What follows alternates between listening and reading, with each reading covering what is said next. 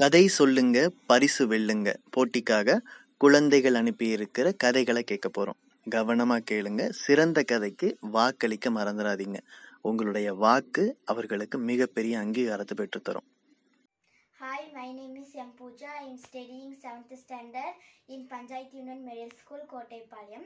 நான் இப்போ விடாமுயற்சியே வெற்றியின் பலம் அப்படின்னு ஒரு டாப்பிக்கில் டாப்பிக்கில் இல்லை பழமொழியில் உங்களுக்கு கதை சொல்ல போகிறேன். ஓகேவா?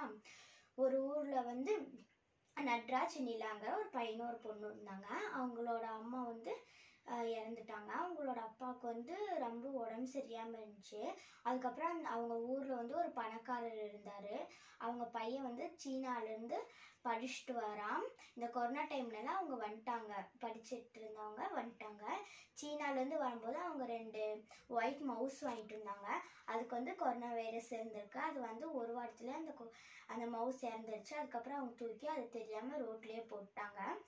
அதுக்கப்புறம் அந்த ஊர் பேர் கோயம்புத்தூர். அது ஃபுல்லாக ஸ்ப்ரெட் ஆயிடுச்சு கொரோனா வைரஸை. அப்புறம் அந்த ஊரில் நிறையா ஸ்ப்ரெட் ஆயிடுச்சு. அதுக்கப்புறம் அவங்க நட்ராஜ் நிலாங்க அப்பாவுக்கு ஃபஸ்ட்டே ஒரு நோய் இருந்துச்சு. மறுபடியும் அந்த கொரோனா வைரஸும் பாதிச்சதுனால அவர் இறந்துட்டார். அதுக்கப்புறம் இவங்க ஒரு சானிடைசரை விற்றாங்க. அப்போ யாருமே வாங்கலை. இவங்ககிட்ட யார் வாங்குறா அப்படின்னு சொல்லிட்டு யாருமே வாங்கலை. இவங்க சேமிச்சு வச்சுருந்தா காசை வச்சு இவங்க சானிடைசர் வாங்கி வியாபாரம் பண்ணாங்க. ஆனால் அது யாருமே வாங்கலை. அதுக்கப்புறம் இவங்க நம்ம நல்லது பண்ணலாம் அப்படின்னு நினச்சிட்டு விற்காட்டி என்ன, விற்றா நம்மளுக்கு காசு கிடைக்கும், ஆனால் சரி நம்ம விற்க வேணாம் அப்படின்னு சொல்லிட்டு அந்த ஊர்லலாம் அதை தொழிச்சு விட்டாங்க.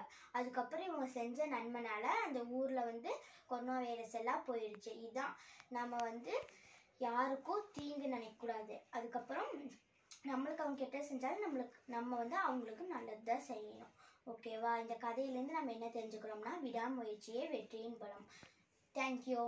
மேலும் கதைகளை கேட்க bookday.in, பாரதி டிவி, பாரதி புத்தகாலயத்தின் அனைத்து சமூக ஊடக பக்கங்களை பின்தொடருங்க.